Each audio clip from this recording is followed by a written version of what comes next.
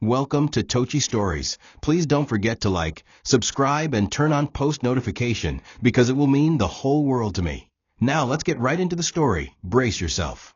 From the outside, Kenechukwu Keen Abadike and Kayamaka Okoye were the kind of couple that made people believe in love again. At 32, Keen was already a successful real estate developer. His name tied to some of the most admired properties in Enugu and Abuja. He carried himself with the calm assurance of a man who had worked his way up from almost nothing. Kayamaka, on the other hand, seemed born for the spotlight, tall, graceful, and effortlessly charming, with a smile that could soften the sternest faces. Together, they were photographed at charity galas, Sunday brunches, and even impromptu roadside markets, where they bought fruit from grateful sellers, who later gushed on Facebook about the encounter. In public, their fingers were always intertwined, their laughter timed perfectly, their gazes filled with the kind of warmth that made onlookers sigh. Yet if anyone looked closer, really looked, they might have noticed that Kayamaka's gaze often flickered away too quickly, or that her smile seemed just a shade too deliberate when Keen spoke about dreams that didn't involve luxury vacations or high-end brands. Keen's friends envied him, calling him the luckiest man alive for finding such beauty and grace. His family adored Kayamaka. His mother loved to say she was an answer to prayer and the daughter she never had. Still, there were subtle undercurrents. Kayamaka's mother, Madame Rose, was a constant presence, always advising, always suggesting, always nudging decisions toward what she called the more sensible option, which, coincidentally, often involved higher spending or more grandeur. Madame Rose had a way of speaking in sweet tones that somehow left Keen with no room to object. And while Keen had noticed her influence, he told himself that it was harmless. After all, every mother wanted the best for her daughter. It wasn't until later that he would realize best was a word Madame Rose defined very differently from him. In private moments, when the cameras were gone and the public eyes turned elsewhere, Kayamaka sometimes let slip her impatience. She would complain about Keen's business trips being too long or his insistence on personally visiting his building sites instead of sending staff. "You have people for that, baby," she would say, lounging on the sofa in silk pajamas while scrolling through luxury brand catalogs on her phone. Keen would laugh it off, telling himself she simply wasn't used to the grind he had known growing up. He believed her love was real, even if her dreams revolved around soft things and expensive places. It was that belief, his certainty in the story they were telling the world, that would later make the cracks in their foundation feel like a betrayal that reached into his bones. It was a Thursday evening, and Keen had just taken Kayamaka to one of her favorite rooftop restaurants overlooking the city. The warm harmattan breeze made the night feel almost magical, the string lights above their table casting a soft glow on her face. They were halfway through a shared plate of suya and grilled vegetables when she suddenly went pale. Her fork clattered against the plate, her body slumping forward before Keen could catch her. "Kayamaka," he called, panic flooding his voice as he rushed to her side. Within seconds, other diners were on their feet, and someone was calling for an ambulance. Keen held her hand the entire way to the hospital, his mind racing through every terrifying possibility. Hours later, after what felt like an eternity of tests, a doctor in a white coat entered the private waiting area with a grave expression. "Mr. Abadike," he began, "your fiancée has a rare kidney condition, stage 4. She needs a transplant urgently if she's to survive beyond the next few months." The word struck Keen like cold steel. He barely heard the rest of the explanation, except for one detail. They would need to check for a compatible donor immediately. Without hesitation, Keen insisted on being tested. When the results came back later that night, showing he was a perfect match, relief mixed with determination settled in his chest. To him, there was no question. He would give her the kidney. She was his future, his partner, his love. Saving her life was not a sacrifice. It was the most natural choice in the world. Kayamaka's tears, when he told her his decision, only deepened his resolve. She clung to him, her voice trembling as she whispered, "I don't deserve you." He kissed her forehead, telling her there was nothing to deserve. It was simply what you did for the person you planned to spend your life with. In that moment, he felt like a hero. The doctors began scheduling the necessary pre-surgery tests, and hospital staff were instructed to give her VIP treatment. Keene made all the arrangements without complaint, using his connections to ensure she would get the best care possible. He had no idea then that the woman whose life he was about to save was building a plan that would end his. Madame Rose arrived at the hospital the following morning wearing a somber expression and carrying a small Bible in one hand. Her eyes glistened with what appeared to be genuine gratitude as she took Keene's hands in hers. "My son," she began in a trembling voice, "God bless you for what you are doing for my daughter. Many men would run away, but you are a real man." She dabbed her eyes with a lace handkerchief, her tone shifting from soft to urgent. "Please, do not delay. The sooner this surgery is done, the better her chances. She's so young, Keene. She hasn't even given you children yet." Her words, though framed as concern, carried an edge, a subtle push toward action, without hesitation. Keene's own family, particularly his mother and two sisters, echoed similar sentiments when they visited later that day. They praised his selflessness, calling it an act of true love. His best friend, Tobe, however, wasn't as quick to applaud. Over a quiet coffee in the hospital cafeteria, Tobe asked carefully, "Are you sure about this?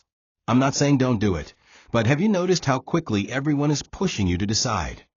Keene frowned, but brushed it off. He believed this was simply the urgency of a medical crisis.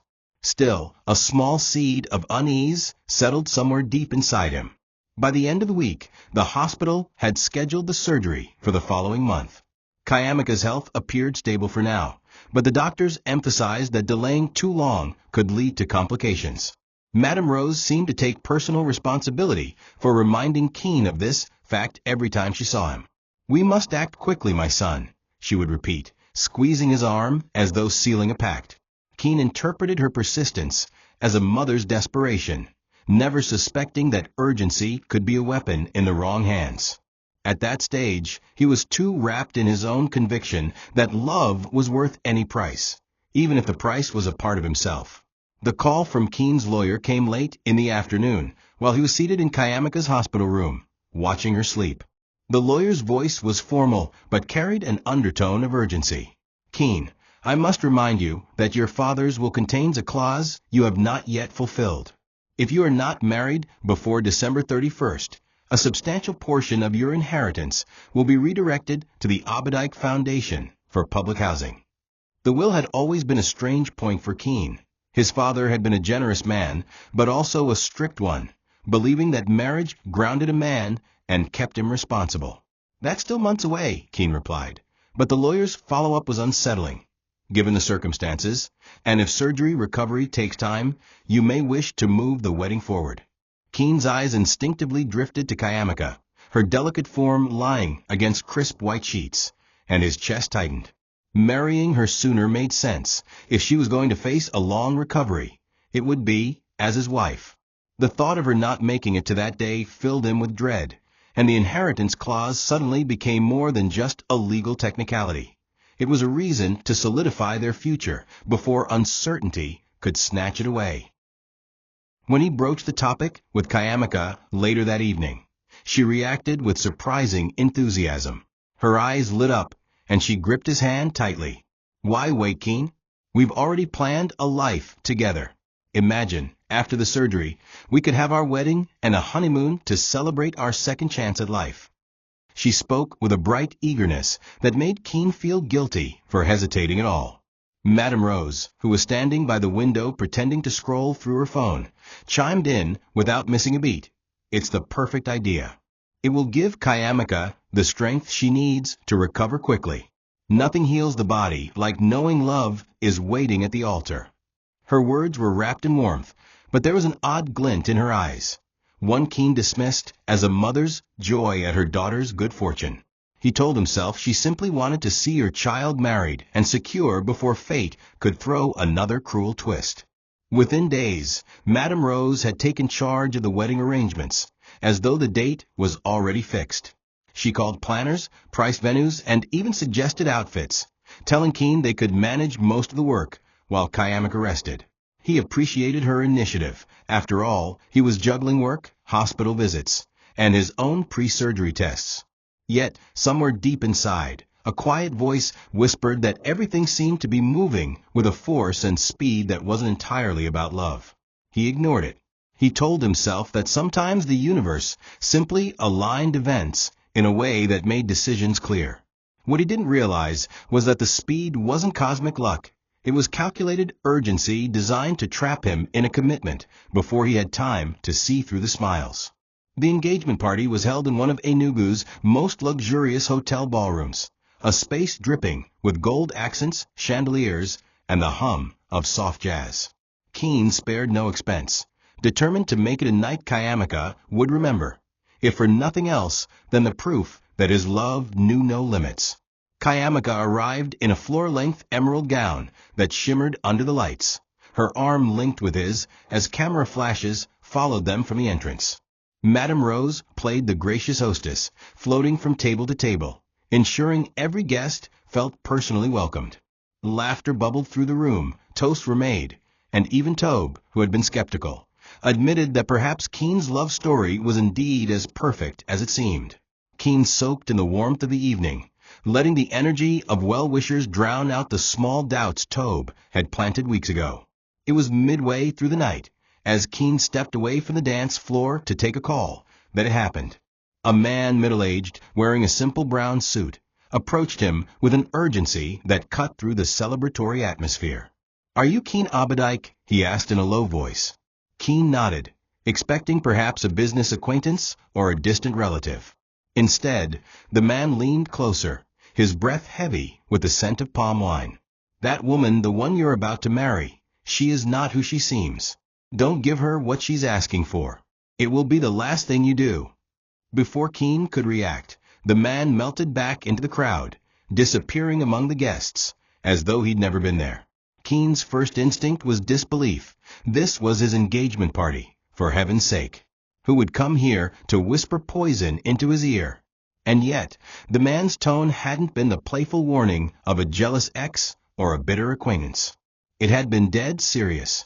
He searched the room for the stranger, but the hotel was filled with people he didn't know personally, friends of friends, associates of Madame Rose, even a few political figures.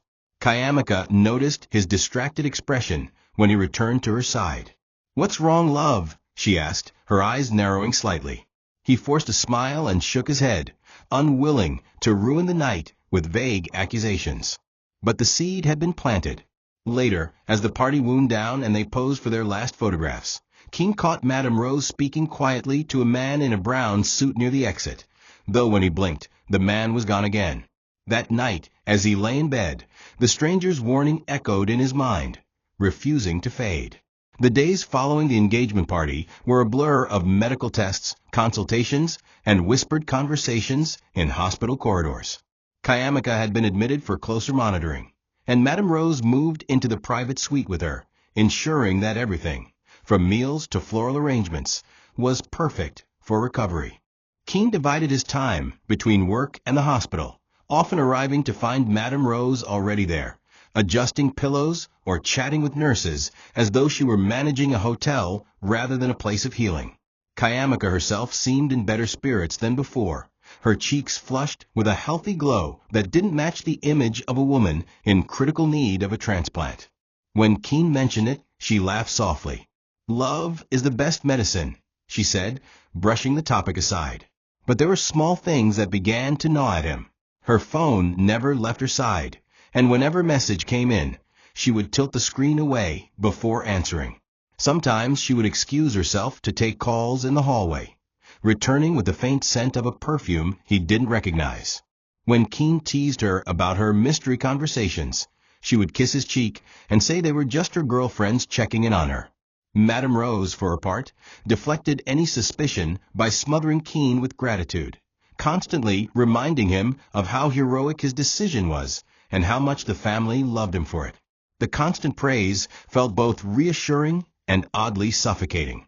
One afternoon, as he walked into the room unannounced, Keene caught the tail end of a sentence from Kayamaka to her mother, not wanting to wait until after the surgery to start the next plan. Both women froze when they saw him, and Madame Rose was quick to smile.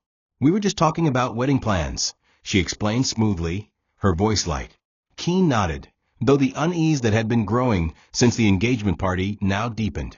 The words had been vague, but the way they had both reacted, like children caught with hands in a cookie jar, told him there was more to the conversation than table decorations or flower arrangements.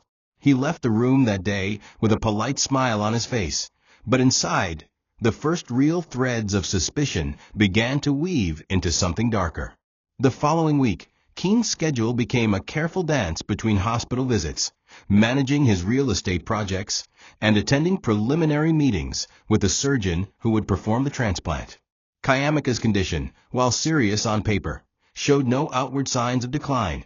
If anything, she seemed more vibrant, often found scrolling through luxury wedding ideas on her phone or chatting animatedly with her mother.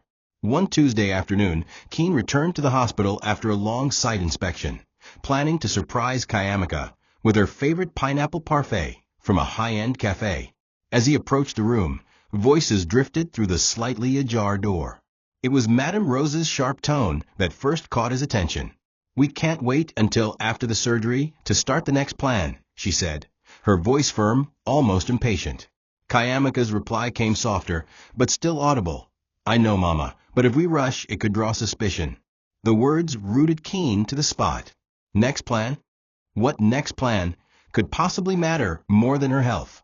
He wanted to barge in, demand an explanation, but the rational side of him told him not to jump to conclusions. When he pushed the door open seconds later, both women reacted with subtle startlement that they tried to hide. Madame Rose quickly stood, smoothing her wrapper, her voice switching to an airy tone. "Keene, my son, we were just talking about the wedding plans," she said, using the same excuse she had before. Kayamika gave a small, rehearsed smile, asking about the parfait in his hand, as though the previous conversation had never happened. The moment felt staged, like walking into a theater scene mid-performance. Keene forced himself to play along, handing over the dessert while masking his unease. He told himself it was unfair to suspect them. Wedding planning could easily sound secretive if overheard out of context. Yet the echo of Madame Rose's impatient tone lingered in his mind, pressing against a fragile trust he had always placed in Kayamika. That night, as Keene lay in bed, he replayed the incident over and over.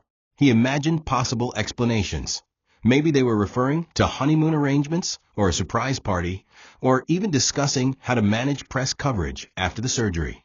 Still, something about the way Madame Rose had said "we can't wait" gnawed at him, like a splinter lodged deep beneath the skin. Keene wasn't a naturally suspicious man. He preferred to trust until given undeniable reason not to. But the shadows in Kayamika's recent behavior, the secret calls, the guarded expressions, the strange urgency, were beginning to form a pattern, and his instincts, honed from years of business negotiations, whispered that patterns meant plans. And plans, if not shared, often meant trouble. By the time Friday arrived, Tobe had had enough of watching his best friend plunge headfirst into what he suspected was a trap. Sitting across from Keene in a small cafe near the hospital, Tobe leaned forward, lowering his voice. "Keene, I'm telling you something's off. You've been so focused on saving her life that you're ignoring the red flags waving in your face." Keene bristled, half tempted to end the conversation, but Tobe's next words stopped him cold. "I followed her yesterday after she told you she was too tired for visitors." Keene stared at him, shock flooding his expression. "Followed her?" Tobe nodded grimly. "She didn't go home. She didn't go anywhere near the pharmacy, like she claimed. She went to a boutique downtown, one of those places that doesn't even display price tags. And she wasn't alone." Tobe described how he had watched from across the street as Kayamika stepped out of a black SUV with an older man, tall, well-dressed, and instantly recognizable to anyone who followed local politics. Senator Ofogbu. Keene knew the name, knew the face, and knew the man's reputation for charm and ambition. According to Tobe, the two had walked into the boutique together, laughing, their hands brushing in ways that went far beyond casual familiarity. At one point, the senator had leaned in close, his hand resting at the small of her back as she showed him a pair of diamond earrings. "I thought maybe it was business," Tobe continued, until I saw him kiss her hand before they left. This isn't a casual acquaintance, Keen. You need to open your eyes. Keen wanted to dismiss the story, to accuse Tobe of exaggeration or misunderstanding. Yet a slow, heavy unease began to coil in his stomach. Why hadn't Kayamika mentioned the meeting? Why lie about being too tired to see him? Still, part of him clung stubbornly to hope. Hope that there was a reasonable explanation, that Tobe had misread the situation, that his fiancée wasn't betraying him in the most intimate way possible. But the other part of him, the one that had started noticing the inconsistencies, began to prepare for the possibility that love had blinded him to something dangerous. He didn't know it yet, but within days, all doubts would be obliterated, not by speculation, but by the cruel clarity of overheard truth. It happened on a humid Monday morning, the kind where the hospital's air conditioning felt like a blessing. Keen had arrived early for a meeting with the surgeon to finalize the transplant date. As he walked down the quiet garden corridor adjacent to the private suites, voices drifted through the air, low, conspiratorial, and chillingly familiar. He slowed his steps, instinctively keeping to the shaded path until the words became clear. It was Madame Rose speaking, her tone stripped of the sugar-coated warmth she used with him. Once he donates the kidney, we'll slowly poison him with the medication so you can marry that senator, she said, the words as casual as discussing weekend plans. Keen froze, the blood in his veins turning to ice. Then Kayamika's laugh followed, soft, triumphant, and utterly foreign to the woman he thought he knew. I already got a house deed in my name, she replied, her voice dripping with satisfaction. Keen's first instinct was disbelief. Surely he had misheard, misinterpreted. But the confidence in their voices, the ease with which they discussed ending his life, left no room for misunderstanding. His chest tightened, each heartbeat pounding in his ears. He had been prepared to give her a part of himself, to risk his health and possibly his future, for love, and she had been preparing to kill him for convenience. He felt like a man watching a carefully built home crumble in seconds, every brick a memory that now cut like glass. The temptation to storm in, to confront them right then and there, surged hot in his blood. But years in business had taught him that timing was everything, and a premature move could mean losing the upper hand forever. Swallowing his rage, Keen stepped back, retracing his steps silently until the voices faded. His breathing was heavy, controlled only by the sheer force of will it took not to explode. By the time he reached the main hospital wing, a plan had already begun to take shape. He would not confront them now. He would not even let them suspect he knew. Instead, he would pretend, play the part of the loving, oblivious fiancé, give them the illusion of safety. And then, when the time was right, he would strip away that safety in a way they could never recover from. The kidney he had once intended to give as a gift of love would now become the bait in a trap they would never forget. When Keen walked back into Kayamika's hospital room later that morning, his expression was the same as it had been countless times before, calm, affectionate, and reassuring. She was sitting up in bed, scrolling through her phone, while Madame Rose arranged a bouquet of roses on the side table. "You're back early," Kayamika said, setting her phone down with a smile that now looked different to Keen, not warmer or colder, but calculated. In that instant, every glance, every smile, every touch over the past year seemed to rearrange themselves into a picture he had never wanted to see. Still, he returned the smile, placing a small shopping bag on her lap. "Thought you'd like these," he said, revealing a silk scarf she had admired weeks ago. Kayamika's eyes lit up, and she leaned in to kiss him. He let her, though the contact felt like ice against his skin.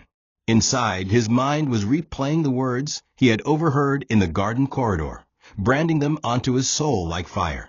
For the rest of the day, he played the part of the devoted fiancé perfectly. He talked about the surgery as though nothing had changed, asked about her comfort, even discussed wedding details with Madame Rose, who seemed particularly pleased with herself.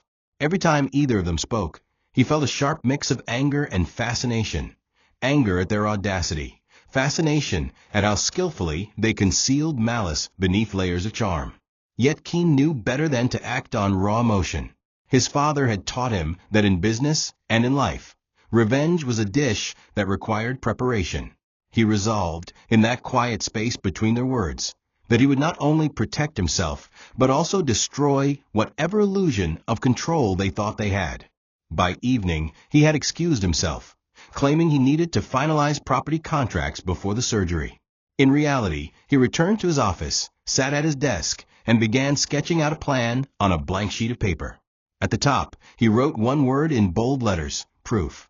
If he confronted them now, they would deny it, twist the narrative, perhaps even convince others that stress or paranoia was clouding his judgment. No, he needed undeniable evidence, something that would crush them under the weight of their own words. And for that, he would need help from the one person who had never doubted him, Tobe. The next morning, Keene returned to the hospital with a subtle change in his demeanor. He moved slower, spoke softer, and let his shoulders sag just enough to suggest fatigue. Kayamika's eyes flickered with something he couldn't quite name. Was it concern, or the satisfaction of seeing him vulnerable? Madame Rose fussed over him immediately, urging him to sit, offering him tea, and asking if he was getting enough rest. "You're doing too much for my daughter," she said, her voice dripping with maternal warmth. "You need to save your strength for the surgery." Keene nodded, murmuring that he was fine, while inside he marveled at how easy it was to feed their sense of control. If they believed he was weakening physically and emotionally, they would be more careless, more confident in their victory. He subtly began planting seeds of inconvenience, telling them the surgery date might have to shift due to hospital policy changes and new donor evaluation steps. Madame Rose reacted sharply the first time he mentioned it, but quickly masked her frustration, agreeing that the hospital knows best. Keene noticed the way her jaw tightened whenever delays were discussed, and it confirmed what he already knew. They wanted this surgery completed as soon as possible, not for Kayamika's health, but to move forward with their real plan. The more he pretended to hesitate, the more they pressed him to recommit, giving him opportunities to observe their reactions. By the end of the week, Keene had successfully crafted the image of a man too weary to question anything. Kayamika started calling the shots in conversations, making suggestions about post-surgery honeymoon destinations, and casually dropping remarks about how much life will change once they were married. He played along, nodding and smiling, letting her believe he was surrendering to her vision. But when he left the hospital each evening, he became someone else entirely, a man mapping out the details of a takedown. It was during one of these late-night planning sessions with Tobe that the next phase took shape. They would begin recording everything. Tobe didn't need convincing when Keene told him the truth about what he'd overheard. His friend's jaw tightened with controlled fury. "We'll get them," Tobe said simply, his voice carrying the weight of absolute commitment. They began by purchasing discreet audio recorders small enough to fit into the lining of gift boxes and flower vases. Keene delivered these to Kayamika's hospital room under the guise of thoughtful gestures: a jewelry box for her engagement ring, a new vase for the constant stream of flowers. Madame Rose even thanked him for his attention to detail, completely unaware that every conversation in the room was now being captured in high clarity. Over the next several days, the recordings began to reveal everything Keene had suspected and more. There were discussions about selling one of his properties once things were settled, arguments over which of them would handle the senator's financial gifts, and repeated references to how his death will need to look natural. One recording in particular chilled Keene to the bone. Madame Rose detailing the medication schedule they would use to weaken him gradually. The casualness in her tone made his stomach turn. She was speaking about ending a man's life as if she were discussing a menu. Keene kept each file carefully labeled and backed up, knowing that the more evidence he had, the more devastating the final blow would be. Still, there was one piece missing: proof of the senator's direct involvement. Without it, the exposure would hurt Kayamika and Madame Rose, but might leave the senator room to distance himself.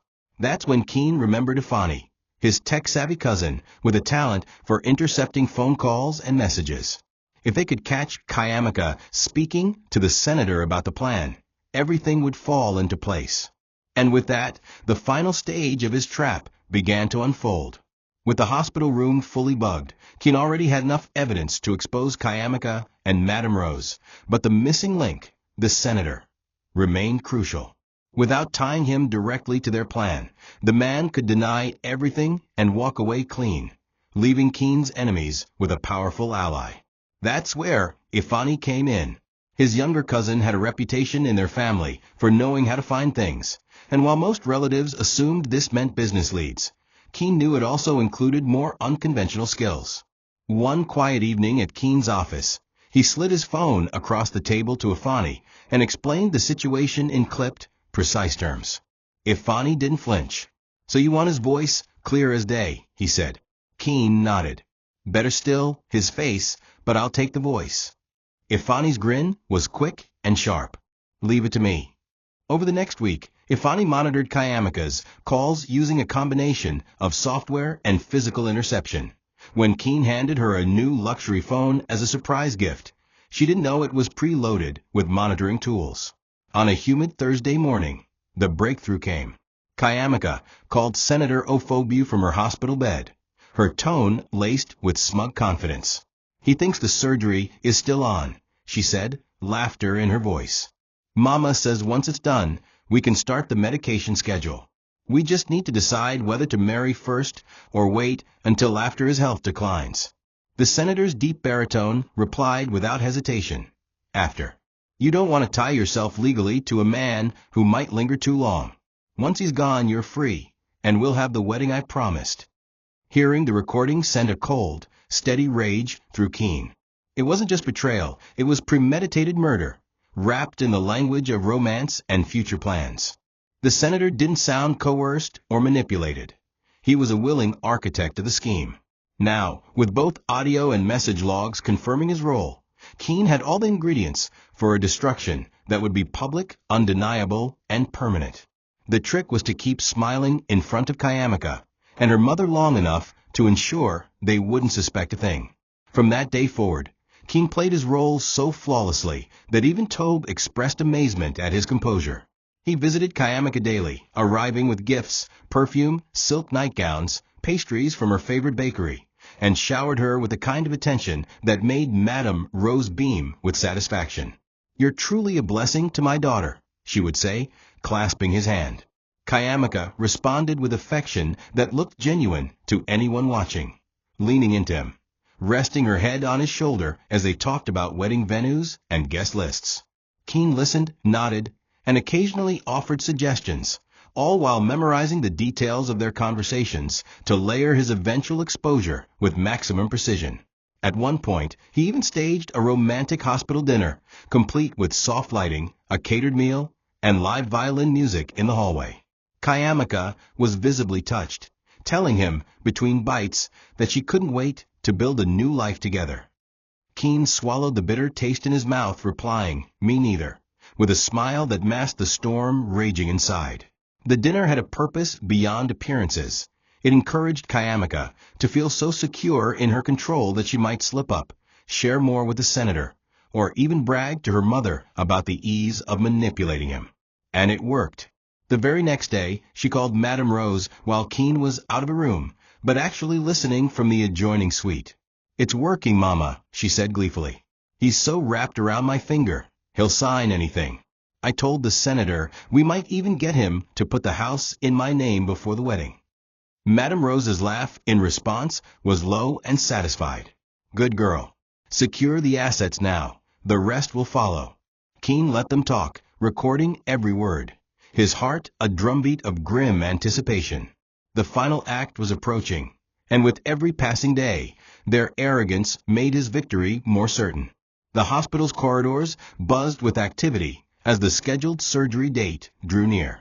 Nurses confirmed pre-op procedures, doctors reviewed consent forms, and Madame Rose was everywhere at once, making sure her future son-in-law had everything he needed. Keen moved through it all like a man in a pleasant daze, thanking people, checking on Kayamika, and even discussing honeymoon destinations as if nothing in the world could disturb him. But in his mind, every step was a countdown, not to surgery, but to the reckoning. The day before the supposed operation, he casually mentioned to Kayamika that he had moved some of his investments around just in case something happened during recovery. Her eyes sparkled in a way that confirmed his worst suspicions. "That's smart," she said, her tone just a little too pleased. That evening, in the quiet of his home office, Keene met with Afani and Tobe to finalize the plan. Every recording was organized chronologically, every incriminating clip cued for playback. Afani had even compiled a short highlight reel for maximum impact, starting with Madame Rose's slowly poison him remark, followed by Kayamika's "I already got a house deed" boast, and ending with the senator's "once he's gone, you're free" statement. Tobe secured a portable speaker with enough volume to fill the hospital lobby. "They won't know what hit them," Tobe said grimly.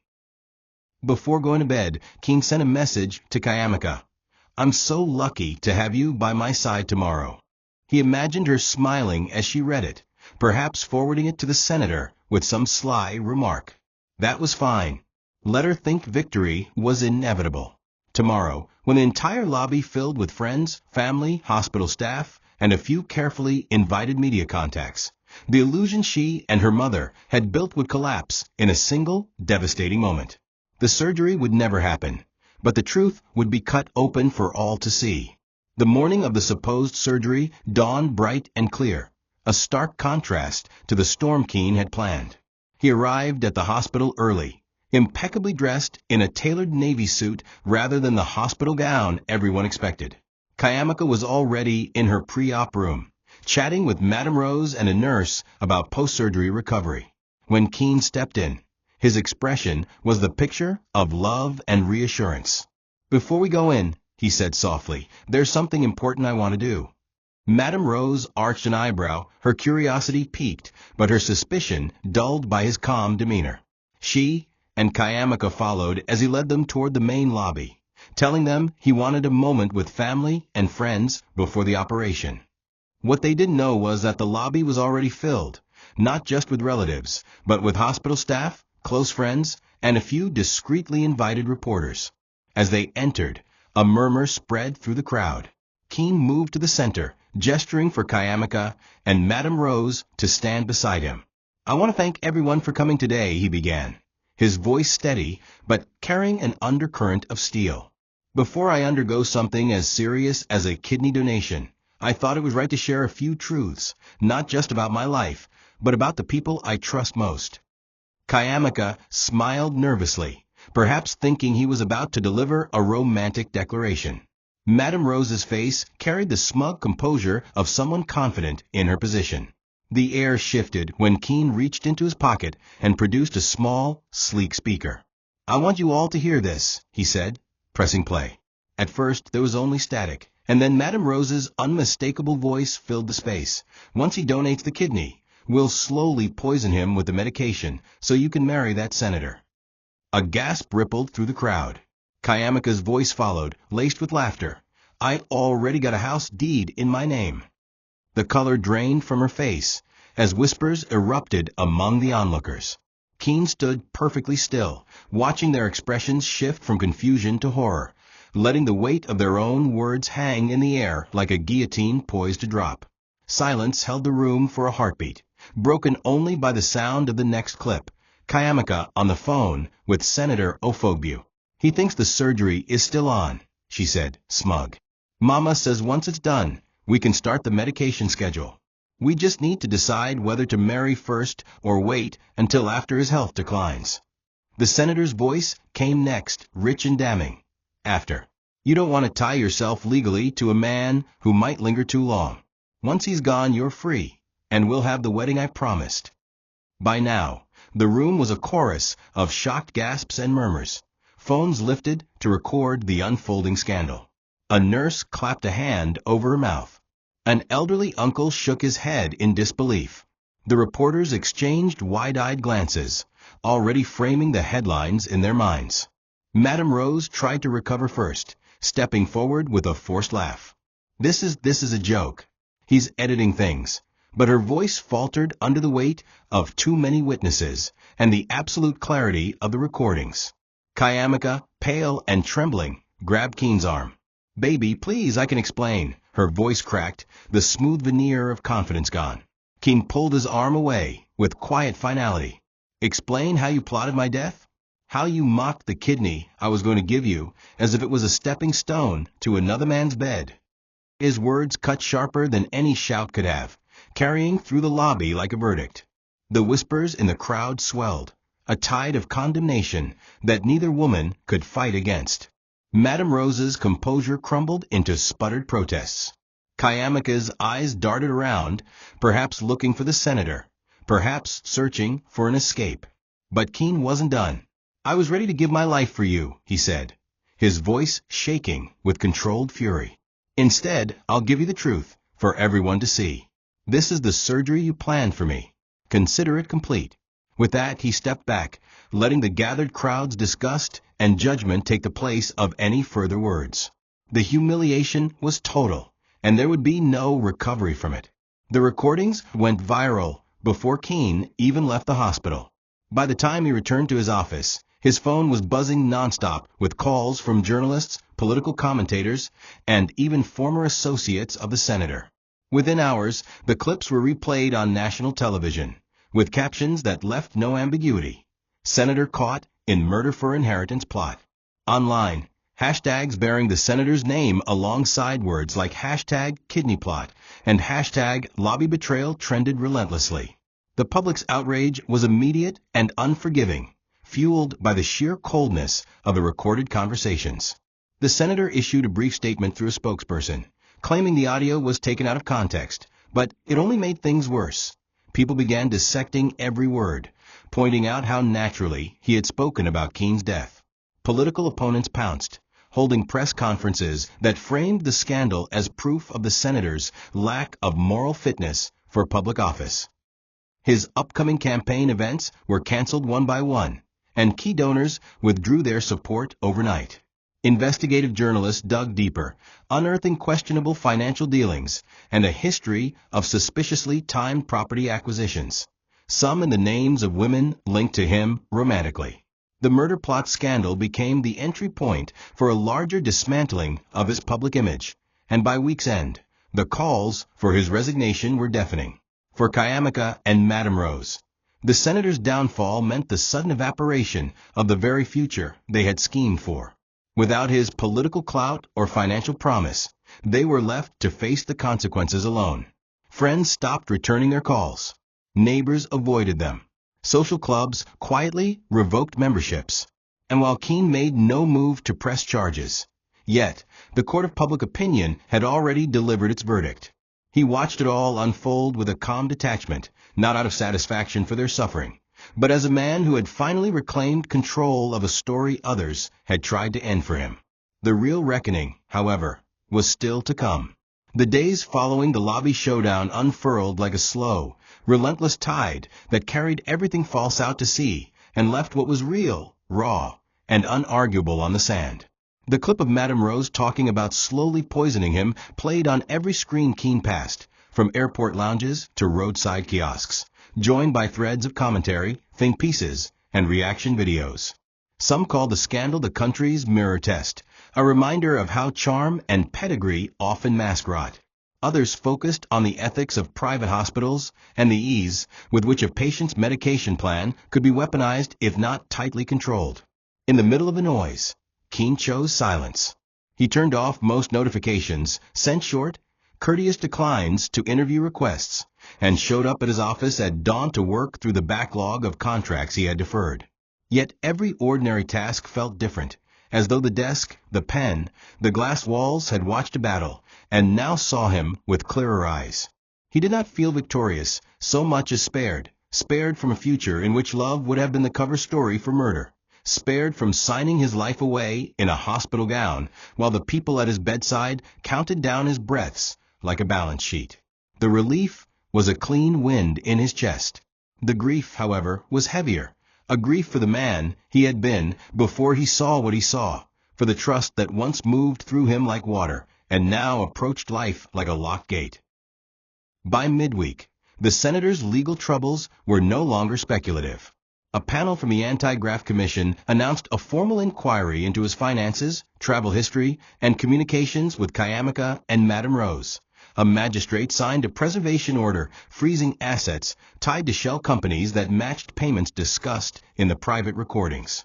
A police spokesperson confirmed that both women had been invited to give statements under caution concerning conspiracy to commit grievous bodily harm and attempted murder, an invitation that carried the weight of likely arrest. Madame Rose, who had once thrived on being seen, slipped into hiding behind a narrow gate and a dwindling circle of sycophants who now negotiated their loyalties with panic calculators.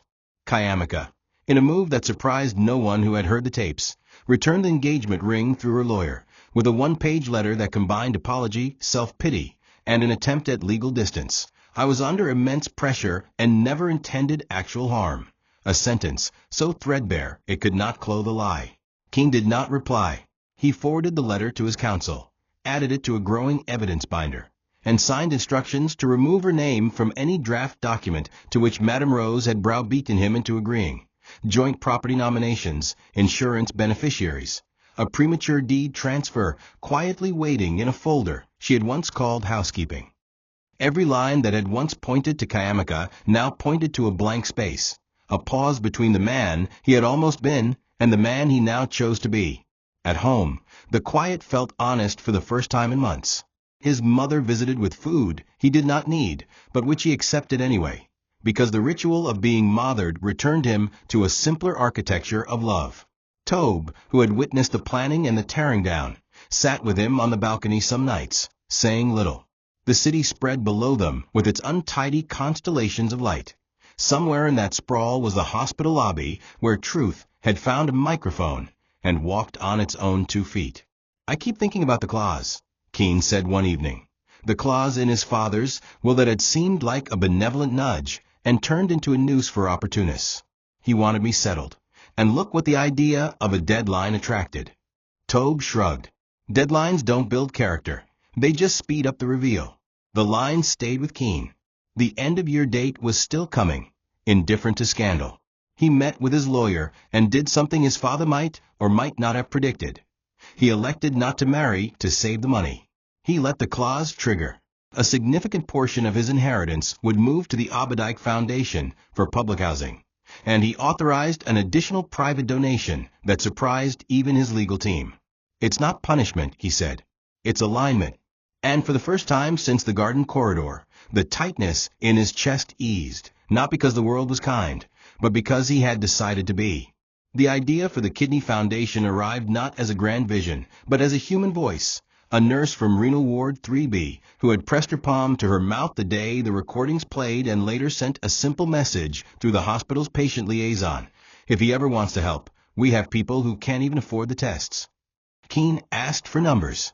The figures were a ledger of quiet emergencies, diagnostic gaps that delayed treatment until hope had to negotiate with mathematics, families selling land to buy weeks, dialysis skipped because the bus fare to the city took food off the table. He created the Aberdike Renal Trust with a mandate that was both simple and ferociously practical. Fund screenings, subsidize dialysis, underwrite donor compatibility testing, and pay for post-transplant medication for recipients and donors, because survival is a story with chapters, and medicine only writes the first page. He insisted on 2 governance rules that came from the wound he carried: independent pharmacy audits and medication custody protocols that required dual signatures for any high-risk regimen. "Trust is a beautiful thing," he told the board at its inaugural meeting, "and also a system." The hospital that had once been the stage for his humiliation became the pilot site for his reforms. The same corridor that had carried betrayal now heard the soft click of new policy doors closing on old loopholes. He visited the ward quietly at first, not with cameras, but with clipboards and time. He listened to a mechanic who had lost count of the days he'd chosen breath mints over breakfast, so his daughter wouldn't smell the hunger. He met a literature teacher whose students now practice silence because the dialysis machine did not respect school bells. He sat with a girl of 19 who kept a notebook of questions that would shame a medical panel. How many milliliters of water is a mango? Because compliance is a language most people are never taught. He funded not only treatment, but logistics. Transport stipends, work leniency agreements negotiated with employers, child care credits for mothers who could not both heal and parent without splitting in two. The nurse who had first written became a program coordinator. The young resident who argued for stricter anti-tamper seals on medication carts got them, and a research grant to track outcomes. None of it returned what had been taken from him. All of it returned him to himself. "You're here a lot," the nurse said once, not as a question, but as recognition. He looked around at the beeping, the breathing, the arithmetic of second chances. "So are they," he answered. On a late afternoon rimmed with harmattan gold, he walked the hospital garden corridor alone, the same path where a mother had once measured his life in pills and plans. The plants looked more ordinary in daylight, less like witnesses, more like green facts. He stopped at the bend, placed his hand on the cool rail, and exhaled. He did not rehearse a speech or invent a moral. He simply stood in the place where he had chosen clarity over spectacle, and allowed the body he had almost risked for a lie to feel entirely his again. His phone buzzed, a text from his lawyer confirming the housing fund's transfer. Another from the trust's manager saying the first batch of medication cards had reached families on the outskirts of Nsukka. A third from Tobe, terse as always. "Dinner?" No speeches. He smiled. When he turned to go, the lobby doors slid open, and a stream of ordinary life spilled out, orderlies laughing, a grandmother arguing gently with a cashier, a boy balancing a gift bag too big for his arms. He moved through them, not as a man who had won, but as a man who had refused to lose himself. Outside, the city opened like a clean page. He stepped into it without hurry, carrying no ring, no grudge, and no need to prove anything to the ghosts of plans that failed. The gift he had almost given to death had become a promise to the living, and in keeping it, he understood something his father's claws had fumbled toward clumsily. Beginnings worth having are not purchased with deadlines, but protected with choices. He made one more. He went home, not to start over, but to continue, which is what survival looks like when it remembers its own name. Thank you for watching this video. What did you learn from this story? Drop it in the comments. Please make sure you like, comment, and subscribe to my YouTube channel TOCHI Stories for more.